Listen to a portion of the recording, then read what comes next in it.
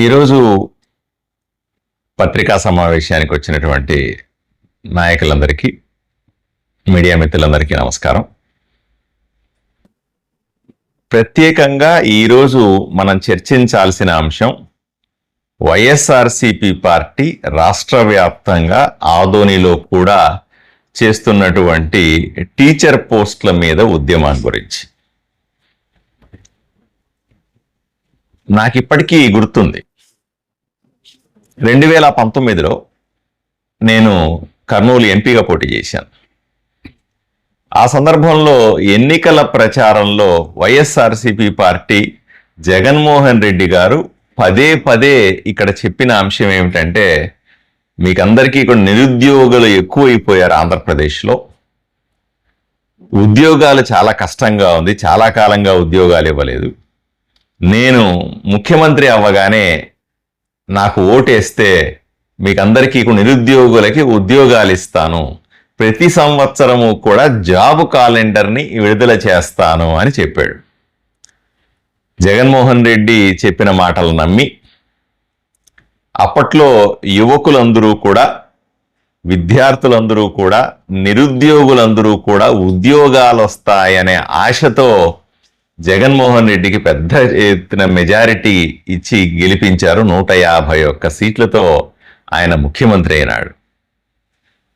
తర్వాత 5 సంవత్సరాల పాటు ఇప్పుడు రేపు అని జాబ్ క్యాలెండర్లు ఇస్తాము, ఉద్యోగాలు ఇస్తాము అని చెప్పి 5 సంవత్సరాలు మోసం చేసినాడు విద్యార్థులని, నిరుద్యోగుల్ని, ప్రజలని.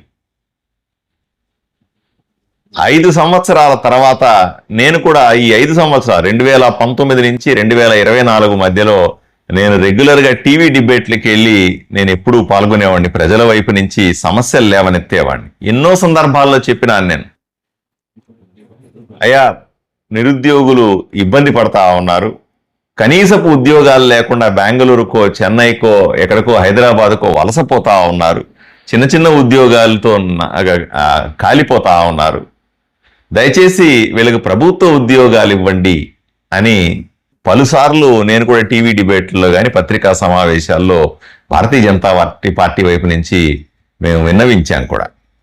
ఏ రోజు పట్టించుకున్న పాపాన పోలే. కూటమి ఏర్పడ్డాక, తెలుగుదేశం, జనసేన, భారతీయ జనతా పార్టీ 3 పార్టీల కూటమి ఏర్పడిన తర్వాత మొట్టమొదటిసారిగా మేము ఎన్నికల ప్రచారంలో స్పష్టమైన హామీ ఇచ్చినాం.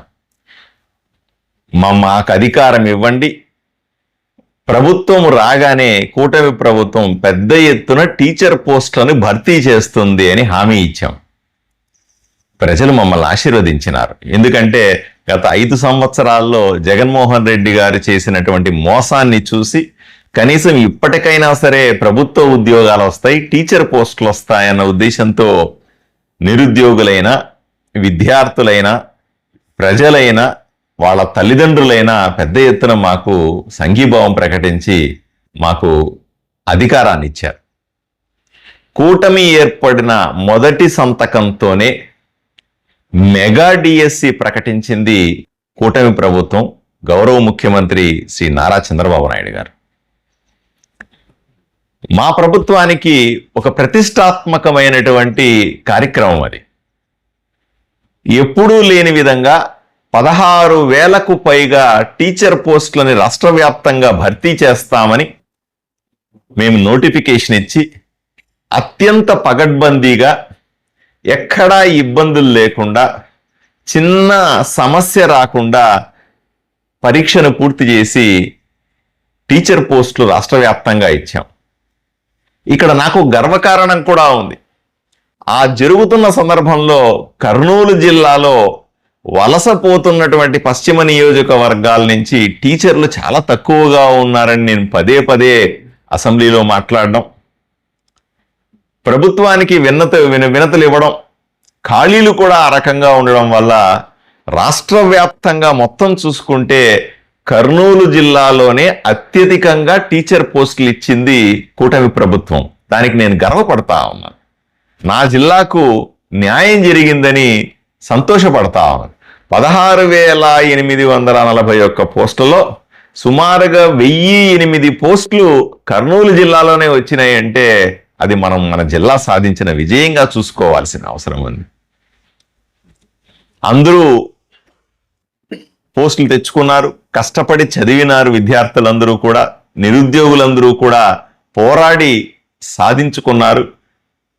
అందరికీ లక్షలాది మంది పరీక్షలు రాస్తే 16,000 మందికి మాత్రమే ఉద్యోగాలు వచ్చినాయి. ఇంకా ఈ సంవత్సరం ఖాళీలను దృష్టిలో పెట్టుకొని కూటమి ప్రభుత్వం సగర్వంగా చెబుతా ఉంది, మళ్ళీ సెప్టెంబర్ అక్టోబర్లోనో నవంబర్లోనో మళ్ళీ టీచర్ పోస్టులకు నోటిఫికేషన్ ఇస్తాం, మిగిలిపోయిన వాళ్ళకు కూడా ఉద్యోగాలు ఇస్తాం, యువతను ఆదుకుంటాం, నిరుద్యోగుల్ని గుండెల్లో పెట్టుకుంటామని కూటమి ప్రభుత్వం ప్రకటించింది. తామ చేయలేని పని కూటమి ప్రభుత్వం చేసిందని, మేము ఉద్యోగాలు ఇవ్వలేకపోతే కూటమి ప్రభుత్వం వచ్చిన తర్వాత ఉద్యోగాలు ఇస్తున్నారని, ప్రజల్లో మంచి పేరు వస్తూ ఉంది, ఎక్కడా చిన్న సమస్య లేకుండా బ్రహ్మాండంగా పరిపాలించగలుగుతున్నామని ప్రజలు అనుకుంటున్నారని వైఎస్ఆర్సీపీ పార్టీ బాధపడుతున్నట్టుగా ఉంది. కుట్రలు పన్నుతా ఉన్నారు. ఏదో రకంగా ప్రభుత్వాన్ని అభాసు పాలు చేసి, ఏదో రకంగా నిందలేసి, అనుమానాలు సృష్టించి, ప్రజల్లో గందరగోళాన్ని ఏర్పాటు చేసి, నిరుద్యోగుల్లో అరే పరీక్ష సరిగా జరపరు, వాళ్ళు చేసిన ఆరోపణలు చూడండి. పరీక్షల ప్రశ్నాపత్రం లీక్ అయింది, ఎక్కడ లీక్ అయిందో చెప్పమంటే చెప్పరు, అటువంటి అవకాశమే లేదంటే వినరు. పోనీ డబ్బులు తీసుకొని పోస్టులు ఇచ్చారు, ఎవరో ఒకరిని చూపించవయ్యా, అవినీతి చేసి టీచర్ పోస్టు వచ్చిన వారిని ఒకరిని చూపించయ్యా అని అడిగితే చూపించరు. రకరకాల పేర్లతో ఆటలాడే పిల్లలకి మీరు అక్రమ మార్గాల ద్వారా ఉద్యోగాలు ఇచ్చారు, పోనీ చూపించండి అయ్యా, మీ దగ్గర ఏదైనా ఒక చిన్న ఆధారం ఉంటే చూపించండి, పోనీ మీ దగ్గర ఏమైనా అటువంటి ఆలోచన ఉంటే, అటువంటి సమాచారం ఉంటే దయచేసి మాకు తెలపండి, మాతో చర్చకు రండి, ఎటువంటి సమస్య ఉన్నా సరే సరిచేయడానికి సిద్ధంగా ఉన్నామని ప్రభుత్వం పదే పదే చెబుతా ఉంది.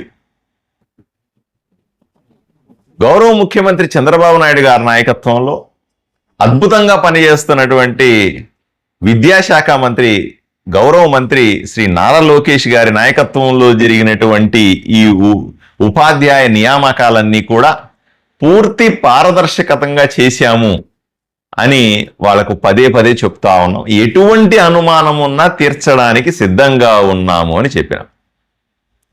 అవన్నీ ఏమి పట్టించుకోకుండా ప్రజల్లో గందరగోళం సృష్టించడమే లక్ష్యంగా, కూటమి ప్రభుత్వం మీద బురద చల్లడమే లక్ష్యంగా, నిరుద్యోగులకు ఇబ్బంది పెట్టి భవిష్యత్తు ఉండదనే అభిప్రాయాన్ని కల్పించడమే లక్ష్యంగా, ఉద్యోగం పొందిన 16,000 మంది రాష్ట్ర వ్యాప్తంగా, కర్నూలు జిల్లాలో 1008 మంది టీచర్లు ఎవరైతే ఉద్యోగాలు పొందారో వాళ్ళ భవిష్యత్తును ప్రశ్నించే విధంగా, వాళ్లను భయానికి లోనయ్యే విధంగా ఇప్పుడు కొత్తగా ఉద్యమాలు చేపడతా ఉన్నాం, రిలే నిరాహార దీక్షలు చేపడతా ఉన్నారు, ర్యాలీలు చేస్తామంటా ఉన్నారు. ఇది మంచి పద్ధతి కాదు, సరైంది కూడా కాదు. అది తెలిసి అలా చేస్తున్నారని నా ఆలోచన. అందువల్లే బహుశా నేను ఎమ్మెల్యేగా నాకు బాధ్యత ఉంది, కూటమిలోని భారతీయ జనతా పార్టీ ఎమ్మెల్యేగా, ఆదోనిలో అతిపెద్ద మెజారిటీతో గెలిచిన ఎమ్మెల్యేగా, చదువుకున్న ఎమ్మెల్యేగా, ప్రజల్లో నిరంతరము తిరిగే ఎమ్మెల్యేగా నాకు కూడా బాధ్యత ఉంది. నేను వైఎస్ఆర్సీపీ పార్టీకి స్పష్టమైనటువంటి ఆలోచన చెప్తా ఉన్నాను. నా ఆలోచన, అయ్యా ఇంతమంది ముఖ్యమంత్రి చెప్పినారు, మంత్రి చెప్పినాడు, రకరకాల ప్రభుత్వ పెద్దలు అధికారులందరూ కూడా చెప్తా ఉన్నారు, మీ అనుమానాలు నివృత్తి అయినట్టుగా నాకు కనపడతలే. అనుమానాలన్నీ నివృత్తి చేసుకొని ఉంటే మీరు చర్చకు వచ్చేవాళ్ళు రాలేదు. అధికారులు, మంత్రులు, ప్రభుత్వం చెబుతూ ఉంటే వినేవాళ్ళు వినట్లేదు. లేదా వినకుండా ఉన్నట్టుగా నటిస్తున్నారా? లేదా వాళ్ళు చెప్పే భాష మీకు అర్థం కాలేదా? అందువల్లే నేను కూడా నా వంతుగా ఓ ప్రతిపాదన చేస్తా ఉన్నాను. 2 రోజులు 3 రోజులు మీరు ఉద్యమం చేశారు, మేమేం అనలా. మీరు హాయిగా ఉద్యమం, ఎందుకంటే ప్రజాస్వామ్యంలో ఎవరికైనా సరే తమ నిరసన తెలిపే హక్కు ఉంటుంది, ప్రశ్నించే హక్కు ఉంటుంది, అడగాల. తప్పు జరిగినప్పుడు, ఇబ్బందులు ఉన్నప్పుడు అడగాల. నిర్మాణాత్మక ప్రతిపక్షంగా మీరు ఉండాలని నేను మనస్ఫూర్తిగా కోరుకుంటాను. ప్రతిపక్షం లేకుండా రాజకీయం ఏం చేస్తాం? ప్రతిపక్షం బాగుండాలి, వాళ్ళు ప్రజల్లో పని చేయాలి. మాలాగా ప్రజల వైపు నుంచి వాళ్ళు మాట్లాడాలి. అందువల్లే మీరు 2-3 రోజులు నేను పట్టించుకోలేదు, నిరసన తెలిపారు, సంతోషమే. ఈరోజు రేపు కూడా మళ్ళీ నిరసన కొనసాగిస్తామంటున్నారు. అంటే నాకు అర్థమైంది ఏంటంటే, మీకు టీచర్ పోస్టుల భర్తీ మీద, టీచర్ పోస్టులకు సంబంధించినటువంటి అపాయింట్మెంట్ల మీద ఏదో అనుమానాలు ఉన్నాయి ఇంకా,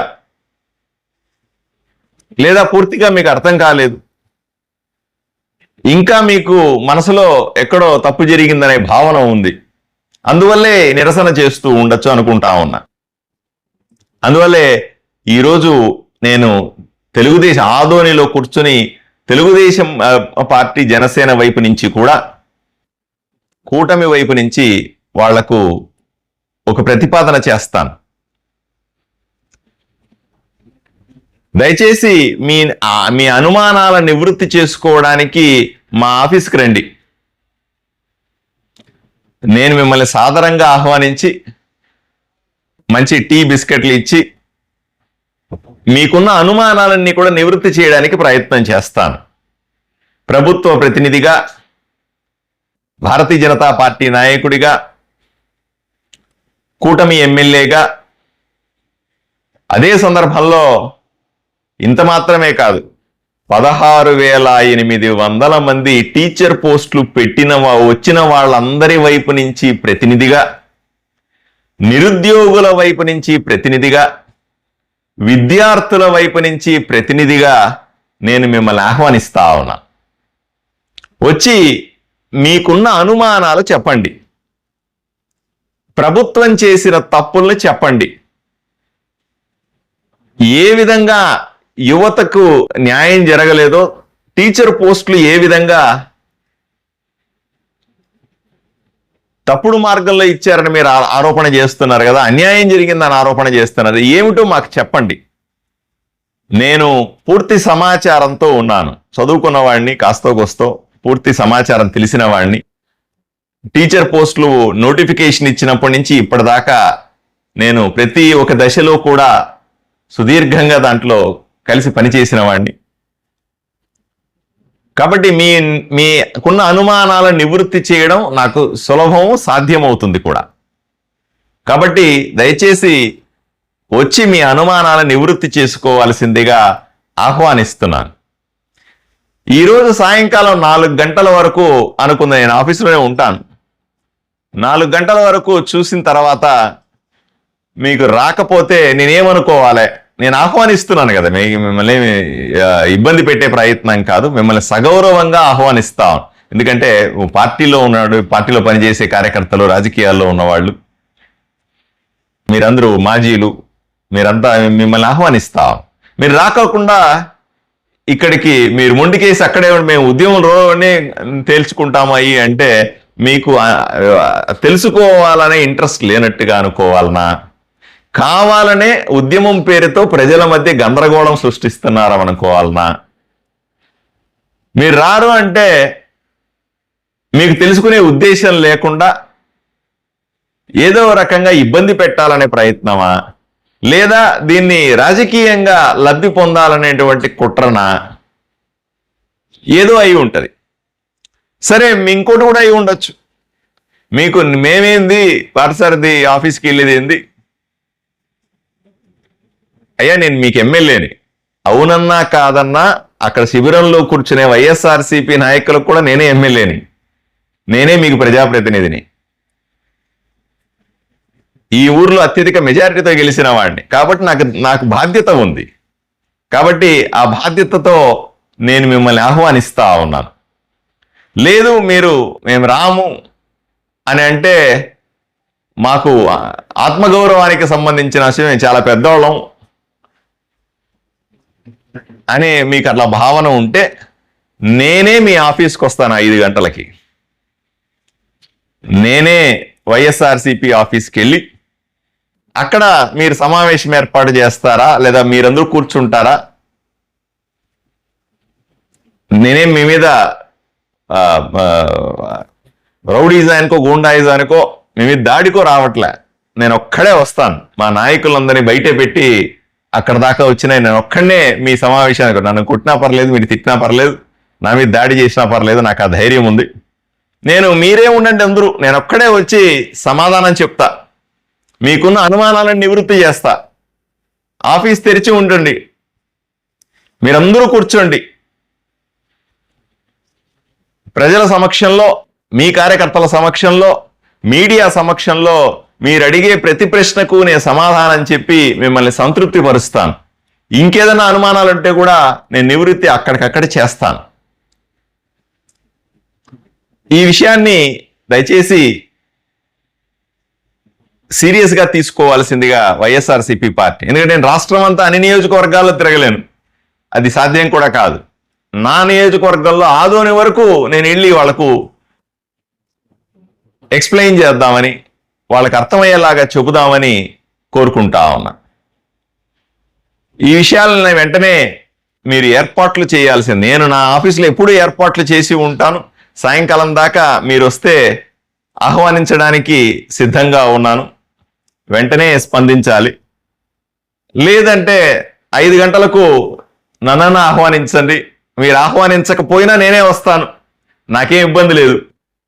నేనేమి పైనుంచి ఊడిపడినాను అనుకోవట్లేదు. నేను సామాన్య కార్యకర్తగా మీ అందరికీ సేవ చేసే ఆదోనికి నిరంతర సేవకుడిగా నేను ఎక్కడికన్నా వస్తాను. నాకు అలవాటు కూడా, ఎక్కడన్నా సమస్య ఉంటే అక్కడికి వెళ్ళి మాట్లాడటమే నాకు అలవాటు. అందరిని నా ఆఫీసుకి పిలిపించుకునే అలవాటు కూడా చాలా తక్కువ నాకు. అందువల్లే మీరు చూస్తే పొద్దున రాత్రి ప్రజల మధ్య ఉంటాను. ఎందుకంటే మీరు రిలే నిరాహార దీక్షలని, ర్యాలీలని, పాంప్లెట్లు పంచి కానీ ఇంకోటి కానీ ప్రజలకు తప్పుడు సమాచారం వెళ్ళకూడదు అని నా అభిప్రాయం. మీ దగ్గర సరే నేను ఆ విషయం కూడా చెప్తాను. నిజంగా నాతో చర్చించిన తర్వాత మీరు సాటిస్ఫై కాలేదు, నేను నాతో చర్చించిన తర్వాత నా సమాధానాలకు మీరు సంతృప్తి చెందలేదు, మీడియా సమక్షంలో మాట్లాడే ఏ మాటకైనా సరే మీరు కానీ మీ కార్యకర్తలు కానీ సంతృప్తి చెందలేదు, లేదా మీరు చెప్పిందే నిజమైంది అనుకోండి, మీరు నాతో వాదించండి, విషయాలు నా ముందు పెట్టండి, నేను ప్రభుత్వానికి తెలియజేస్తాను. మీరు ఆరోపణ చేసే దాంట్లో ఏ ఒక్కటి నిజమైనా, మీరు చేస్తున్న ఆరోపణల్లో 1% సరైనది అనిపించినా సరే నేను కూడా మీతో పాటుగా కలిసి ఉద్యమం చేస్తాను. ఇది నా మాట. ఎందుకంటే అన్యాయాన్ని నేను ఏ రోజు సహించలా, నా జీవితంలో అలవాటు లేదు, భవిష్యత్తులో కూడా అన్యాయాన్ని సహించను. 16,800 మంది టీచర్ పోస్టులు వచ్చిన వాళ్ళలో ఎవరికి అన్యాయంగా టీచర్ పోస్ట్ వచ్చినా, లేదా డబ్బులు తీసుకొని మీరు టీచర్ పోస్ట్ ఇచ్చారని ఆరోపణ చేస్తున్నారు కదా, అది నిజమని ఒక ఆధారం చూపించిన, లేదా మీరు చేస్తున్నటువంటి ఉద్యమంలో మీకున్న అనుమానాల్లో ఏ ఒక్కటి నిజమని అనిపించినా దయచేసి నాకు ఆధారాలు ఇవ్వండి, నాతో మాట్లాడండి, నన్ను కన్విన్స్ చేయండి. ఏ ఒక్కటి నిజంగా అనిపించినా తప్పనిసరిగా మీతో కలిపి నేను పోరాడతా నిరుద్యోగుల వైపు నుంచి. అలా కాకుండా మీరు ప్రజల ఆలోచనలు తప్పుదావ పట్టించవచ్చు. ఒకే విషయాన్ని 10 సార్లు చెప్పి ఒకే అంశాన్ని, ఒకే అబద్ధాన్ని 100 సార్లు చెప్పి నేను ప్రజలకు తప్పుడు సంకేతం ఇస్తానంటే ఒప్పుకోవడానికి నేను సిద్ధంగా లేను అని తెలియజేస్తూ, దయచేసి మా ఆఫీస్కి వచ్చి మా ఆతిథ్యం స్వీకరించి మాతో చర్చకు రావాల్సిందిగా, మీ అనుమానాలు తీర్చడానికి నేను ఎప్పుడు సిద్ధంగా ఇక్కడే ఉంటానని తెలియజేస్తా ఉన్నాను.